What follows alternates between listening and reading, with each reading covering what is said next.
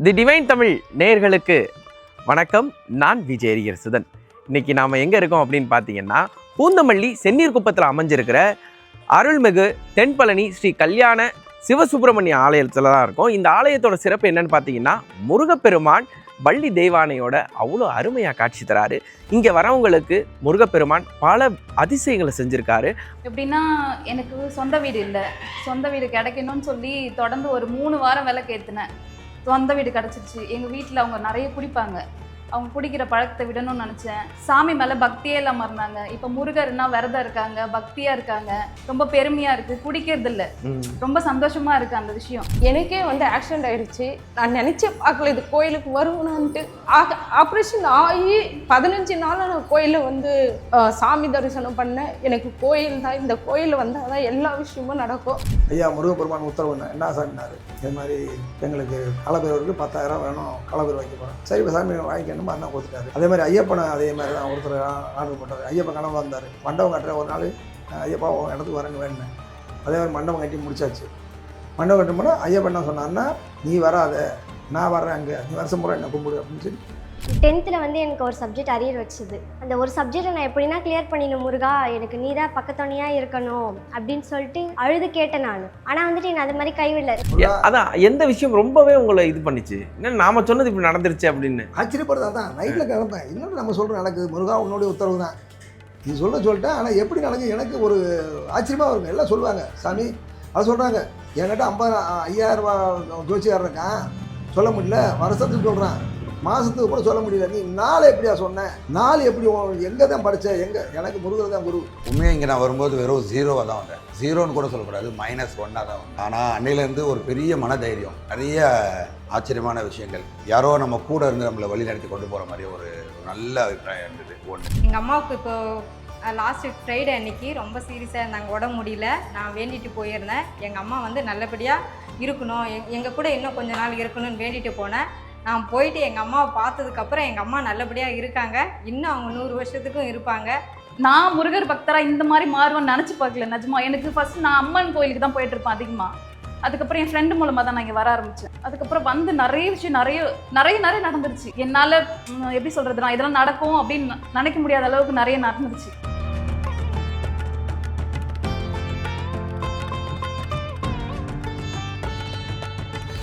The divine Tamil நேயர்களுக்கு வணக்கம். நான் விஜய் சுதன்.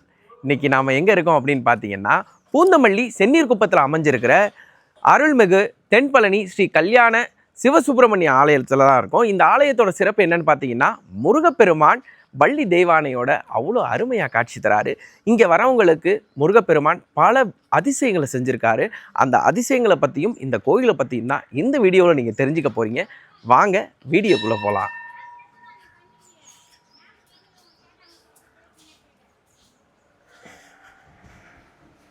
என் பேர் கருப்பையா. சென்னைக்கு என்னுடைய வயது 13 வந்தேன். பூக்கல்ல வேலை செஞ்சேன். குறிப்பிட்ட வேலை செஞ்சுட்டு அப்புறம் 1985 பழனிமலைக்கு போகணுன்னு ஆசைப்பட்டு பழனிமலைக்கு போனோம். பாத யாத்திரை போயிட்டு இருந்தோம்.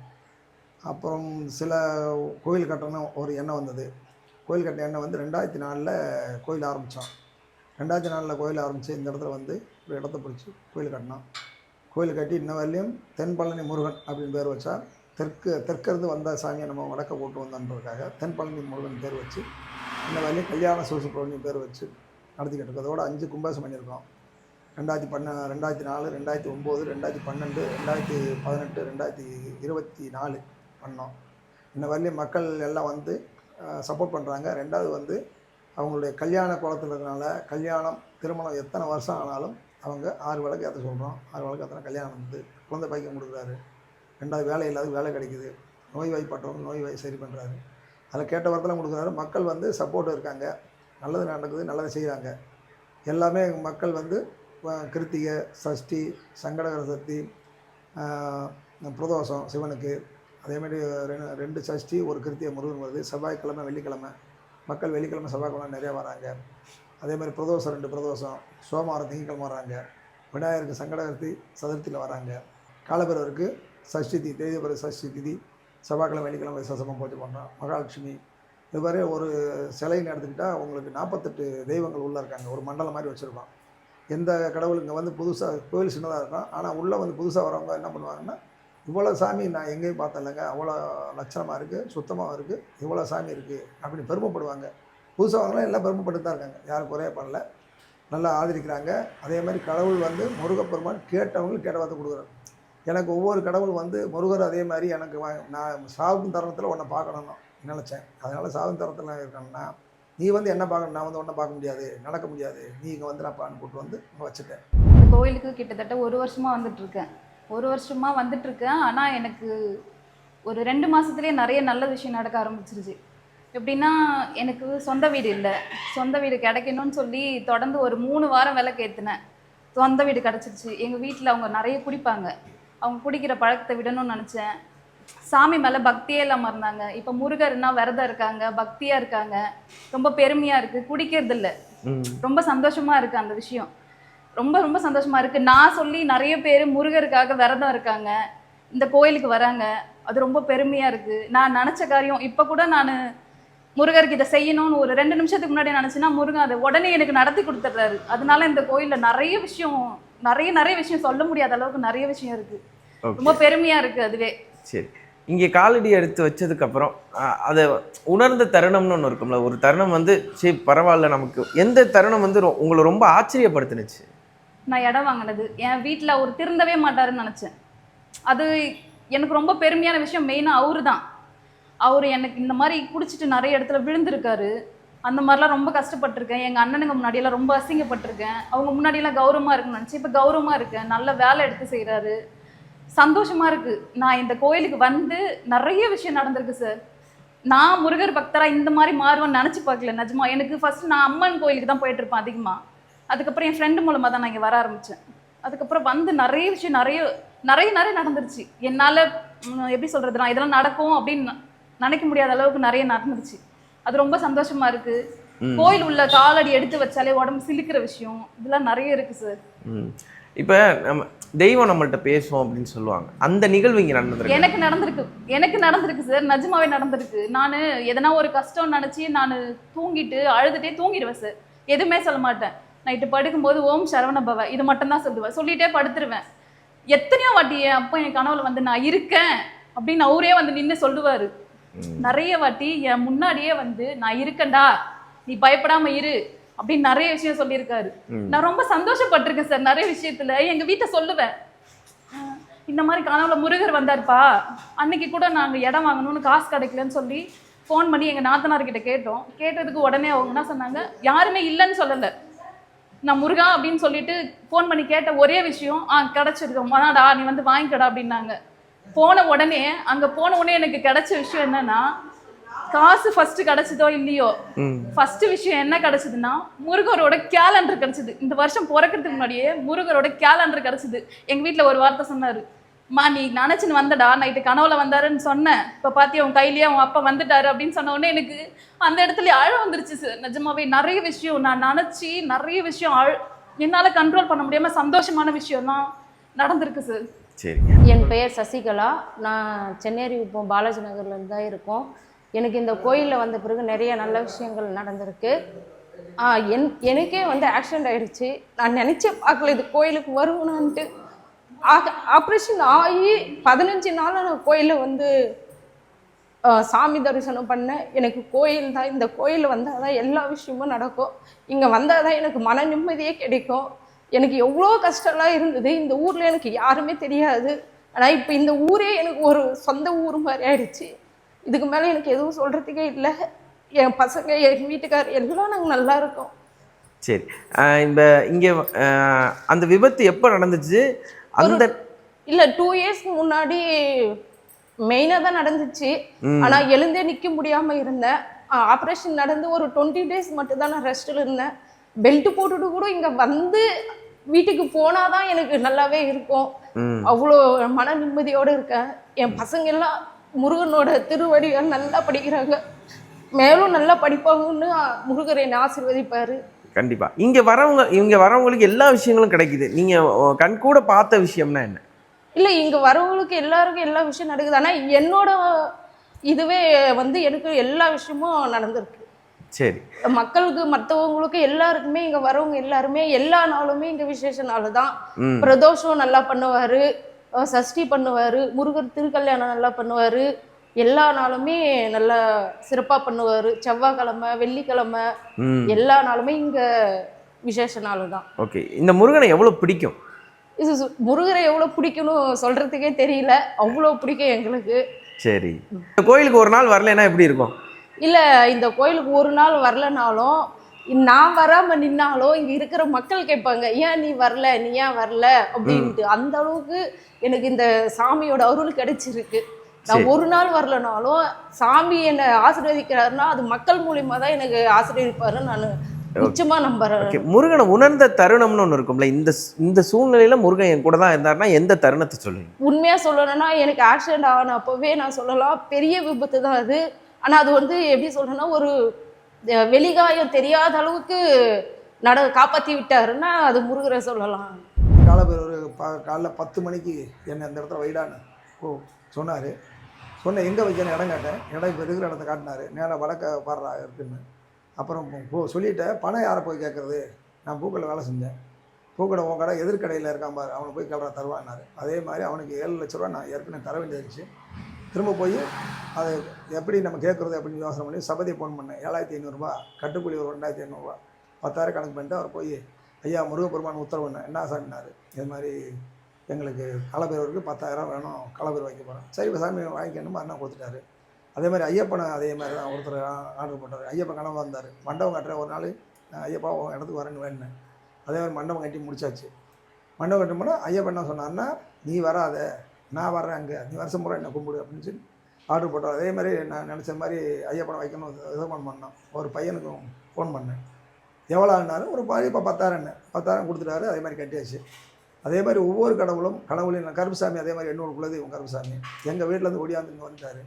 அதே மாதிரி எங்கள் அம்மா அப்பா ரூபத்தில் பார்வதி பரமசிவன் 2 பேரும் அம்மா அப்பா ரூபத்தில் வந்தாங்க. வந்து நம்மளுக்கு அனுக்கிரகம் செஞ்சாங்க. அதனால் ஒவ்வொரு கடவுளும் ஒவ்வொரு திசையில் நம்ம எண்ணத்திலையும் நினைவுலையும் வந்துகிட்டே இருக்காங்க. எல்லாருக்கும் வணக்கம். எனக்கு வந்து முருகரை பற்றி பிடிக்கும் முருகர். ஆனால் வந்து என்ன டீட்டெயில்ஸு என்ன ஏதுன்னு தெரியாது. நான் நார்மலாக சாமி கும்பிட்ற மாதிரி தான் கும்பிடுவேன். ஆனால் பக்கத்தில் இருக்கவங்களாம் சொன்னாங்க, இல்லை முருகரை பற்றி இப்படி அப்படி அப்படின்ட்டு. சரி நம்மளும் நம்பலாம் அப்படின்ட்டு முருகரை கும்பிட தான் ஆரம்பித்தேன். டெய்லியும் செவ்வாய்க்கிழமை ஆனால் வீட்டில் எப்பவும் போல் சாமி கும்பிடுவேன், விளக்கேற்றுவோம்.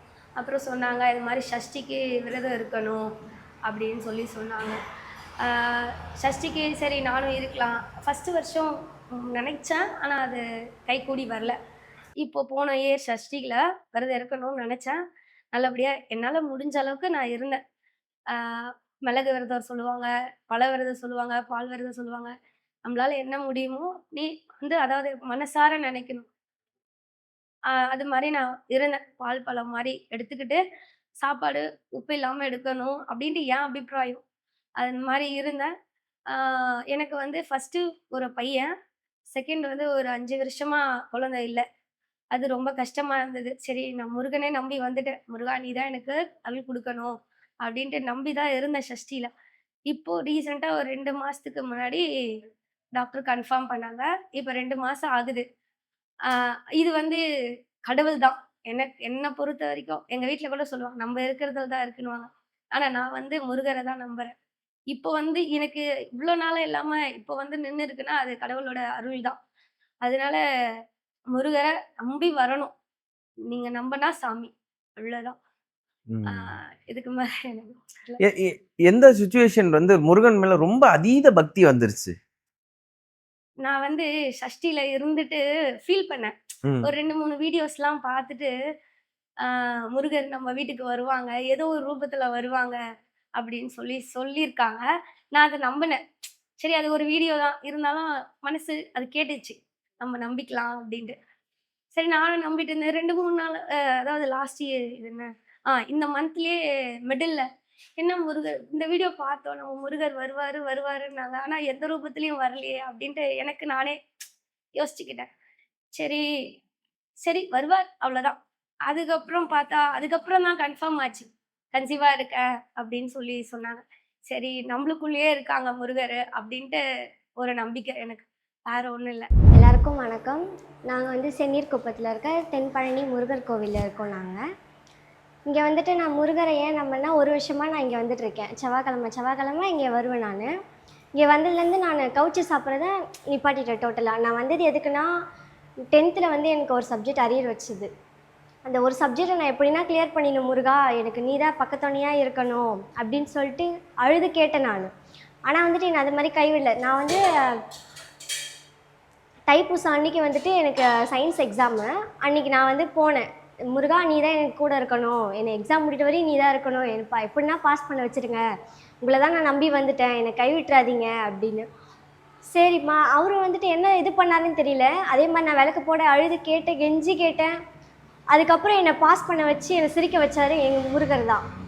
அதில் எனக்கு ரொம்ப மகிழ்ச்சி. அதுலேருந்து நான் முருகா நீ இது வரைக்கும் என் கடைசி வரைக்கும் உன்னை நான் கைவிட மாட்டேன், உன்னை நான் கும்பிட்டுட்டே இருப்பேன், இன்னும் எனக்கு மேலும் மேலும் நல்லது செய் நீனு, அதுதான் நான் உன்கிட்ட கேட்குறேன். இது வரைக்கும் நான் கெஞ்சி அழுது கேட்டது இது மட்டும்தான் உன்கிட்ட. என்னை 11th 12th எப்படின்னா நல்ல மார்க் எடுக்க வைங்க. ஒரு சப்ஜெக்டில் என்னை விட்டுட்டீங்க பரவாயில்ல, நான் அதை அக்செப்ட் பண்ணிக்கிட்டேன். இதுக்கப்புறம் என்னோடய சந்தோஷத்தையும் நீங்கள் தான் வச்சுக்கணும். ஏன்னா நான் கஷ்டத்தையும் எங்கள் முருகர்கிட்ட தான் சொல்லுவேன், சந்தோஷத்தையும் முருகர்கிட்ட தான் சொல்லுவேன். ஓகே, இருங்க. இப்போ இந்த கோயில் எவ்வளோ ஸ்பெஷல் உங்களுக்கு? இங்கே வந்ததுக்கப்புறம் அந்த நீங்கள் சொன்னீங்கல்ல அந்த விஷயம் நடந்துச்சுல்ல, எவ்வளோ ஸ்பெஷலாக ஆயிடுச்சு அதுக்கப்புறம்? நான் வந்து ரொம்ப ரொம்ப ஹாப்பியானனே. இங்கே வந்துட்டு எனக்கு அழுது கேட்ட முன்னே எனக்கு கொடுத்தது ரொம்ப ரொம்ப மகிழ்ச்சியானேன். அதுக்கப்புறத்துலேருந்து நான் முருகரை கையே விடக்கூடாது அப்படின்ட்டு எனக்கு தோணுச்சு. நான் அதனால் இது வரைக்குமே நான் விட மாட்டேன் முருகரை. சரி, இந்த கோயிலோட சிறப்புனா என்ன? ரொம்ப யூனிக்காக இருக்குது இங்கே அப்படின்னா சொல்லுங்கள். இங்கே யூனிக்காக இருக்குன்னா முருகர் அழகாக இருப்பார்.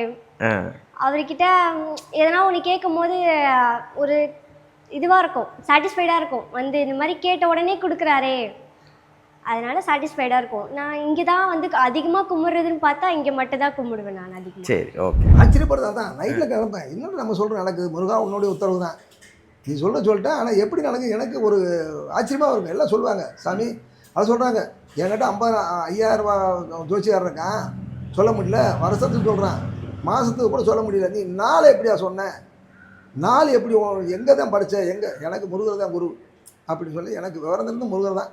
எனக்கு குலசாமி வந்து அகால பிரமேஸ்வரி இருந்தாலும் எனக்கு விருப்பம் தெய்வம்னா முருகர் தான். முருகர் அப்போ இருந்தே சின்ன வயசுலேருந்தே எனக்கு முருகானத்தை சொல்லி அப்படியே வாழ்க்கை ஓடிக்கிட்டு இருக்கு. எந்த விஷயத்தையும் முன்னாடியே சொல்லியிருக்காரா கனவுல வந்து? அது மாதிரி நிகழ்வு நடந்திருக்கா? என்ன வைக்க சொல்றதா அதான் வைக்க சொன்னா ஒவ்வொரு உருவமும் இந்த இடத்துல வைடா இந்த இடத்துல வைடான்னு சொன்னதான் அவர் தானே. காலபைரவ வைக்க சொல்றது, காலபைரவ வைடான்றாரு, எங்கடா வைக்க சொல்றேன்னு கேட்குறேன் கேள்வி. வடக்கு பாடுற செவத்துல வைடான்றாரு, வைக்க சொல்ல காசு எங்கே வருது? அப்போ முருகர் தானே உத்தரவு போடுறாரு. இந்த வயிறு உத்தரவு போடுறது முருகர் தான். அதே மாதிரி இது அம்மா அப்புறம் பார்வதி பரமேஸ்வரன் வைடான்றாரு, அதான் ஒரு உத்தரவு தான். அதே மாதிரி ஒவ்வொரு தெய்வத்தையும் உத்தரவு போட்டு தான் நம்ம சொல்கிறாரு. இப்போ இந்த இன்னைக்கு ஒரு பணம் இல்லை, ஒரு வேலை செய்யணும் அப்படின்னு நினைப்பேன், யாராச்சும் கொண்டு வந்து எப்போ அந்த 5000 வச்சுக்க இந்த வேலையை முடி அப்படின்வாங்க. அது ஏதோ ஒரு உத்தரவு வந்துடும். ஆனால் பட்னி அப்படின்னு இல்லை, செலவு இல்லைன்னு இல்லை. பூ வாங்கணும், பூ யாராவது கொண்டு வந்துடுவாங்க. தேங்காய் வாங்க மறந்துட்டு வரணும், நாளைக்கு கிருத்தி அன்னைக்கு யாராவது ஒரு தேங்காய் கொண்டு வந்துடுவாங்க. அது எனக்கு ஒரு ஆச்சரியமாக இருக்கும். தேங்காய் இல்லையே, ஆனால் காசு இருக்க போக நேரம் இருக்காது, போக முடியல. கண்டிப்பாக. அதனால திடீர்னு வந்து நிற்பாங்க, ஆஹா பரவாயில்ல நம்ம முருகர் கொடுத்துட்டார். அப்போ அவன் மக்கள்கிட்ட சொல்லியிருக்கேன், அந்த மாலை இல்லை அப்படின்னா மாலை யாரும் கொண்டு வரணும், பூ இல்லைன்னு பூ எடுத்து வந்துடுவாங்க. எந்த எது இல்லையோ அதை கொண்டு வர. ஒரு நாள் எண்ணெய் இல்லை கவலைப்பட்டுருந்தேன். ஒரு நாள் எனக்கு யாருன்னு தெரியல, 5 லிட்டர் எண்ணெய் வாங்கி வச்சுட்டு போயிருக்காங்க. நான் எங்கள் வீட்டில் சொல்லிட்டு தான் வந்தேன், எண்ணெய் வாங்கிட்டு வாங்க சாயந்தரம், எண்ணெய் இல்லைண்ணா வச்சுட்டு போயிருக்கேன். யார் வச்சாங்கன்னு எனக்கு தெரியல, இது வரைக்கும் தெரியல, வச்சுட்டு போயிருக்காங்க. எது இல்லையோ அது நிச்சயமாக கிடைக்கும், அதில் மாற்றம் கிடையாது. மக்களுக்கு நடக்கிறனால தான் இன்னும் நீங்கள் முருகர் திருக்கல்யாணத்துக்கு வந்து பார்த்தீங்களாக்கா அவ்வளோ சொல்லுவாங்க. மாங்கல்யம் வாங்கி கொடுத்துருக்காங்க, கல்யாணம் இந்த வருஷம் மாங்கல்யம் வாங்கி கூட அடுத்த வருஷம் நடக்கும். அந்த வருஷம் கல்யாணம் நடந்த பண்ண மாங்கல்யம் எத்தனை 10-20 கல்யாணம் நடந்தது. மாதிரி கல்யாணம் ஆகாதவங்கெல்லாம் 7 வருஷம் 6 வருஷம் கல்யாணம் மாங்கல்யம் வேண்டிக்கம்மா, நீங்கள் கல்யாணம் முடிஞ்ச பின்னாடி வாங்கி கொடுங்க. ஓகே. அதே மாதிரி சிவலிங்கம் பக்கத்தில் ஒரு தேங்காய் வச்சிருக்கீங்களா, அது என்ன கதை? முக்கன் அதை அப்புறம் பிரம்மா விஷ்ணு சிவன் ஒருத்தர் வச்சுருந்தாரு, அதை 1 லட்ச ரூபாய் விற்கணும் சொன்னார். நீங்கள் மலேசியா சிங்கப்பூர் உங்களுக்கு தெரிஞ்சால் இருக்கேன் வைத்துருங்க, நீங்கள் ஒரு 50,000 எடுத்துங்க கோயிலுக்கு, எனக்கு ஒரு 50,000 கொடுங்கன்னாரு. அப்படிலாம் பண்ண முடியாது சாமி, நம்ம அறிமுகம் தெரிஞ்சாளுக்கு தான் கொடுப்போம், அப்படிலாம் பண்ணக்கூடாது. ஏமாற்றி வைக்கிறாது உண்மையான வேலையை நமக்கு தெரியாது, கிடைக்கிறது அபூர்வமாக இருக்குது, பார்க்குறது அபூர்வமாக இருக்குது. அதில் என்ன இருக்குது அந்த தேங்காயில்? தேங்காய் தான், தேங்காய் தான் 3 கண்டு மாதிரி மேலே முளைச்சிருக்கு. அது எப்படியும் ஒரு 6-7 வருஷம் இருக்குது என்கிட்ட வந்து. அப்புறம் பேசிகிட்டு இருந்தால் அவரை கூப்பிட்டு வந்து கோயிலை காட்டினேன். அவர் மாதிரி வியாபாரம் பண்ணிக்கிருக்காரு. வந்து கோயிலை பார்த்தா, ஐயா நீங்கள் சும்மா வச்சுக்கிறேன்னு கொடுத்துட்டாரு. அந்த தேங்காய் கொடுத்தாருன்னா இவ்வளோ சாமி வச்சுருக்கீங்களே நீங்கள் வச்சுக்கங்க அப்படின்னு சொல்லிட்டு நான் சும்மா வாங்கினா ஒரு 100 கையில் கொடுத்து விட்டேன். ஓகே. அதனாலப்பா அது அது முக்கன் தேங்காய். முக்கன்ன்றது பிரம்மா விஷ்ணு சிவன் 3 பேர் அடங்குற மாதிரி இருக்குது. உண்மையாக இங்கே நான் வரும்போது வெறும் 0வாக தான் வந்தேன். 0ன்னு கூட சொல்லக்கூடாது, -1 தான் வந்தேன். ஆனால் அன்னையிலேருந்து ஒரு பெரிய மனதைரியம், நிறைய ஆச்சரியமான விஷயங்கள், யாரோ நம்ம கூட இருந்து நம்மளை வழி நடத்தி கொண்டு போகிற மாதிரி ஒரு நல்ல அபிப்பிராயம் இருந்தது. ஒன்று, இந்த ஏரியாக்குள்ளே வரும்போது இந்த ஏரியா ஒரு என்ன சொல்கிறது, ஒரு நார்மலாக ரொம்ப கிராமமாக இருந்த மாதிரி இருந்தது. ஒரு தார் ரோடு கூட இல்லாமல் அப்படிலாம் இருந்துச்சு. நிறைய பேர் என்ன கேட்டாங்க, நீ அவ்வளோ பெரிய ஏரியாவில் பிஸ்னஸ் பண்ணிவிட்டு நீ இங்கே எப்படி வந்து இருப்ப அப்படின்னாங்க. ஆனால் கடவுள் நம்பிக்கையோடு இருந்தேன். இன்றைக்கி பார்த்தா ஏரியாவும் நல்லா டெவலப் ஆகிடுச்சு. கடவுள் மனிதல் நாங்களும் நல்லா டெவலப் ஆகிருக்கோம். அதுக்கு கடவுளுக்கு நன்றி. ஓகே. எந்த சுச்சுவேஷனில் முருகனே கூட இருந்த மாதிரி உங்களுக்கு ஒரு உணர்வு இருந்துச்சு? இதை முடிச்சு கொடுத்தது அந்த கடவுள் இல்லை, அதுதான் சொல்கிறேன். நான் இங்கே வரும்போது என்கிட்ட ஒரு ஸ்டாக் கூட கிடையாது, ₹1 கூட கிடையாது. என் கடையோட அட்வான்ஸ் கூட நான் பார்த்தீங்கன்னா வெறும் ₹101 கொடுத்து தான் வந்தோம். சரிங்களா? அந்த ₹101 அட்வான்ஸ், ₹101 யாராவது அட்வான்ஸ் கொடுப்பாங்களா? மாட்டாங்க. ஆனால் இது ஏதோ எங்கள் கடவுள் எங்கள் கூட இருந்து நம்புறதா தான் நினச்சி நாங்கள் வந்தோம். ஒன்று, கடை திறந்து எந்த பொருளாதாரமும் இல்லை. 1 2 அப்படியே வாங்கி வியாபாரம் பண்ணோம். இங்கே இருந்தவங்களும் எங்களுக்கு நிறைய சப்போர்ட் பண்ணுவாங்க. சரி, அதுக்கெல்லாம் எங்களுக்கு கூட இருந்தது எங்கள் கடவுள் தான் அப்படின்ற நம்பிக்கை எனக்கு ரொம்ப இருந்துச்சு. ஒன்று, அதே மாதிரி இந்த கோயிலில் ஒரு ஸ்பெஷலான ஒரு விஷயம் என்னென்னு பார்த்தீங்கன்னா, நீங்கள் நிறைய கோயில்களுக்கு போகிறீங்கன்னா விநாயகர் கோயிலுக்கு தனியாக போகணும், முருகன் கோயிலுக்கு தனியாக போகணும், சிவன் கோயிலுக்கு தனியாக போகணும், பெருமாள் கோயிலுக்கு தனியாக போகணும். இப்படி எல்லாமே ஒரு கோயிலுக்கு இருக்குது. இங்கே வந்து பார்த்திங்கன்னா இந்த கோயிலுக்கு வந்தீங்கன்னா எல்லாமே ஒரே இடத்துல இருக்கிற ஒரு நல்ல அம்சமான அமைப்பு இருக்கும்.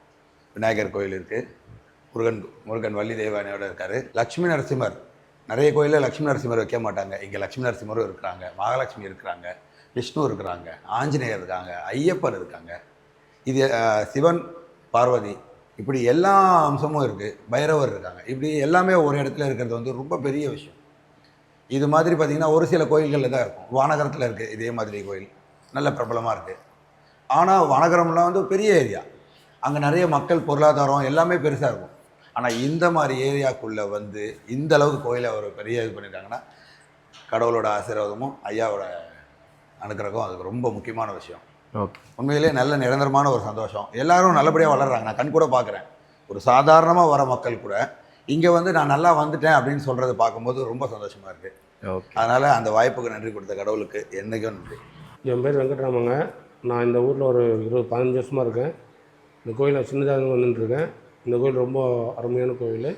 நம்ம வந்து என்ன நினச்சி வரோமோ அதை வேண்டிட்டு சாமிக்கு நெய்வேலிக்கு ஏற்றி போனால் அது காலப்போக்கில் நடந்ததுக்கப்புறம் நம்ம மறுபடியும் வருவோம், சாமி கும்பிட்டு போவோம். ஆனால் இந்த கோயில் வந்து போனால் ஒரு மன நிறைவாக இருக்குது. இந்த வள்ளி தெய்வானையோட முருகர் காட்சியில் இருக்கிறதுனால இந்த கோயிலுக்கு வந்து போகிறதுனால மனசு ஒரு நிம்மதி, குடும்பத்துக்கு ஒரு ஆரோக்கியம், ஆனந்தம், நினச்சது நடக்கும், கேட்டது கிடைக்கும். இந்த கோயிலுக்கு வந்து போகிறது ரொம்ப ரொம்ப நல்ல அம்சமாக இருக்குது. ஓகே. உங்களுக்கு என்ன அந்த முருகன் கொடுத்துருக்க? எனக்கு முருகன் மன நிம்மதி கொடுத்துருக்காரு. அதாவது குறையில்லா செல்வம்னா என்னென்னா நம்ம உடல் நோய் நொடி இல்லாமல் குடும்பம் நல்ல தான் பெரிய செல்வம். அதை தராது, மன நிறைவு இருக்குது, அந்த நிம்மதி கிடைக்குது. ஓகே. நம்ம என்ன நினைன்றோமோ அது நடக்குது. ஓகே. எந்த விஷயம் உங்கள் வாழ்க்கையில் நான் இங்கே வந்ததுக்கப்புறம் இந்த மாற்றத்தை நான் எதிர்பார்க்கவே இல்லைன்னா எந்த விஷயத்த சொல்லுங்க? எவ்வளோ இருக்குது. சாமிக்கிட்ட வந்து நம்ம இது நடந்திருக்கு அது நடந்தது சொல்கிறது சாமி விமர்சிக்கிற மாதிரி எல்லாம் நல்லது நடக்கும். நல்லது நினச்சா கண்டிப்பாக நல்லதே நடக்கும். ஓகே. நான் இங்கே வந்து இப்போ ஃபஸ்ட் டைம் வரும்போது சின்னதாக தான் இருந்தாங்க, கோயில் சின்னதாக இருந்தது. இப்போ நல்லா பெருசாக இருக்குது, நல்லா இருக்குது. நம்ம என்ன நினைன்றோமோ கண்டிப்பாக நடக்கும். நம்ம முருகனை வழி செவ்வாய்க்கிழமை நாளில் வந்து நம்ம விளக்கேற்றி வேண்டிட்டு போனோம்னா நம்மளுக்கு என்ன நடக்கும், கேட்டது கிடைக்கும். ஓகே. அந்த வெத்தலை தீபத்தோட மகிமை நீங்கள் கண் கூட பார்த்துருக்கீங்களா? நான் பார்த்துருக்கேன், அனுபவிச்சதுனால தான் வெத்தலை தீபம் ஏற்றுறேங்க. சரி. எவ்வளோ நாளில் இது நிறைவேறுது? நீங்கள் ஒரு 6 வாரம் 3 மாதத்துக்குள்ளே நீங்கள் நினச்சது நடக்கும். நீங்கள் என்ன காரியம் கை கொடுக்கும். ஓகே. வணக்கம், என்னோட பேர் வந்து ராஜலக்ஷ்மி. எனக்கு கல்யாணம் ஆகிட்டு 10 வருஷம் ஆகுது. இந்த தெருவில் தான் இருக்கேன் நான். எனக்கு 2 குழந்தைங்க இருக்காங்க. ஸோ என்ன வேண்டுதல் நடந்தாலும் இந்த கோவிலுக்கு வந்து எதுவாக இருந்தாலும் வேண்டனா கண்டிப்பாக நடக்குது. இப்போ ரீசெண்டாக லாஸ்ட் வீக்காக வந்து பார்த்தீங்கன்னா என் சின்ன பையனுக்கு ஒரு அடிபட்டுடுச்சு, வண்டிக்கார ஏற்றிட்டு போயிட்டாங்க. இந்த இடத்துல கிராக் ஆகிட்டு ரொம்ப ப்ளீடிங் போயிட்டே இருந்துச்சு. நான் ஹாஸ்பிட்டலுக்கு போகும்போது தையல் போட்டுவிடுவாங்க, குழந்தைக்கு ரொம்ப சீரியஸ் கண்டிஷன் இருக்குமோன்ட்டு ரொம்ப பதட்டோடு போனேன். முருகரை வேண்டிட்டு போனேன். 2 நாள் கழித்து பார்க்குறேன் அந்த தடையுமே இல்லாமல் ஆச்சு. அந்த அளவுக்கு சந்தோஷம். நான் என்ன கேட்டாலும் நடந்துட்டு இருக்குது. அதுக்கப்புறம் இன்னொரு முருகர்கிட்ட வேண்டியிருக்கேன். அது கண்டிப்பாக அடுத்த வருஷத்துக்குள்ளே கண்டிப்பாக நிறைவேறிடும். என்னால் முடிஞ்சது என்னவோ அதை இந்த கோயிலுக்கு செஞ்சுட்டு இருக்கேன். சரி, இந்த கோயில் வந்து எந்த அளவுக்கு சக்தி வாய்ந்த கோயில் நீங்கள் நினைக்கிறீங்க? இந்த கோவிலுங்களா? ஆமாம். நம்ம என்ன நினச்சிட்டு வந்தாலும் சரி, நான் வந்து இங்கே 10 வருஷம் ஆகிறதுனால நான் என்ன கேட்டாலும் வந்து கரெக்டாக எல்லாமே நடந்துட்டு இருக்குது. மார்கழி மாதன்றது வந்து பெரிய விஷயம், எல்லாராலும் எழுந்திருக்க முடியாது. அப்படி இருந்தால் நான் 3 மணிக்கெலாம் எழுந்து குளிச்சுட்டு சாமியை பார்க்கலான்ட்டு கரெக்டாக அந்த கதை சஷ்டி கேட்ட உடனே ஃபஸ்ட்டு கோயிலுக்கு தான் வந்து சாமியை கும்பிட்டு போவேன். நான் வரக்கூடாது, சோம்பேறி படுத்துக்கலாம் அப்படின்னு நினச்சா கூட நான் வரணுன்ற அளவுக்கு இது வருது. எனக்கு உடம்பு முடியலனா கூட ஐயா ரூபத்தில் வந்து கரெக்டாக வந்து உடம்பு சரியாகுது. இங்கே வந்துட்டு போனால் தான் சரியாகுது எங்களுக்கு எல்லாமே. சரி, ஓகே. எந்த விஷயம் ரொம்ப ஆச்சரியமாக உங்கள் வாழ்க்கையில் நடந்திருக்கு? இந்த கோயில் இந்த கோயிலுக்கு வந்துட்டதுக்கப்புறம் எனக்கு இந்த விஷயம் நடக்கும்னு நான் எதிர்பார்க்கல அப்படின்னா எந்த இது சொல்லுங்கள்? எங்கள் அம்மாவுக்கு இப்போது லாஸ்ட் வீக் ஃப்ரைடே அன்னைக்கு ரொம்ப சீரியஸாக இருந்தாங்க, உடம்பு முடியல. நான் வேண்டிட்டு போயிருந்தேன். எங்கள் அம்மா வந்து நல்லபடியாக இருக்கணும், எங்கள் கூட இன்னும் கொஞ்ச நாள் இருக்கணும்னு வேண்டிட்டு போனேன். நான் போயிட்டு எங்கள் அம்மாவை பார்த்ததுக்கப்புறம் எங்கள் அம்மா நல்லபடியாக இருக்காங்க. இன்னும் அவங்க 100 வருஷத்துக்கும் இருப்பாங்க. அது வந்து எனக்கு கொஞ்சம் ஆச்சரியமாக இருந்தது. அதே போல் எங்கள் அக்காவும் ஒரு 2 வருஷத்துக்கு முன்னே ரொம்ப உடம்பு முடியாமல் இருந்தாங்க. இந்த கோவிலேருந்து வேண்டிட்டு போயிட்டு நான் ஊரில் தான் இருக்காங்க. அங்கே போய் பார்த்துட்டு வந்த உடனே நான் என்ன நினச்சது கண்டிப்பாக நிறைவேறிச்சு. அதனால் எனக்கு வந்து மீண்டும் மீண்டும் இந்த கோவிலுக்கு வரணுன்ட்டு எண்ணம் இருக்குது. ஓகே, எத்தனை நாளில் நடக்குது அது? அந்த விஷயம் நம்ம கேட்டோன்னே கொடுக்குறார் அப்படிங்கிறீங்க, அது எவ்வளோ நாளில் நடக்குது? இப்போ நான் வெள்ளிக்கிழமை மணிக்கு வேண்டிட்டு குழந்தையோட இதுவாச்சு பார்த்தீங்கன்னா வியாழக்கிழமை மணிக்கு நடந்தது. செவ்வாய்க்கிழமை மணிக்கு நடந்தது. ஹாஸ்பிட்டலுக்கு வியாழக்கிழமை மணிக்கு போயிட்டு வரேன் நான். அன்றைக்கே நான் அது மினிமம் பார்த்தா ஒரு 2 நாள் நம்ம உண்மையாக மனசார வேண்டிட்டுன்னா இந்த 2 நாளில் வந்து எல்லாமே முடிஞ்சிடும். இப்போ வந்தவங்களாம் அவங்களாம் அந்த இப்போ 2வது பேசுனாங்கல்ல, அவங்களாம் வந்து குழந்தை கேட்டே வந்தவங்க, வேலூர்லேருந்து வந்தவங்க. 2 குழந்தை பிறந்தவங்க அடிக்கடி வருவாங்க. இப்போ வரவங்க வருஷக்கணக்கில் வந்தவங்க, வருஷம் சொல்ல தெரியும். அந்த மாதிரி பிரச்சனை நிறைய நடக்குது, கொஞ்சம் நெஞ்சம் இல்லை. கண்டிப்பாயா. ஆனால் கோயில் தான் சின்ன கோயிலாக இருக்கும், சக்தி அதிகம். சக்தி அதிகம். மக்கள் தெரிஞ்சவங்களுக்கு தெரியும், இங்கே போனால் நடக்கும், இங்கே போனால் நடக்கும் அப்படின்னு சொல்லி வர்றாங்க. நிறையா நிகழ்ச்சிகள் நடக்குது. சாமி வாழ்க வளமுடன். நன்றிங்க. நன்றி.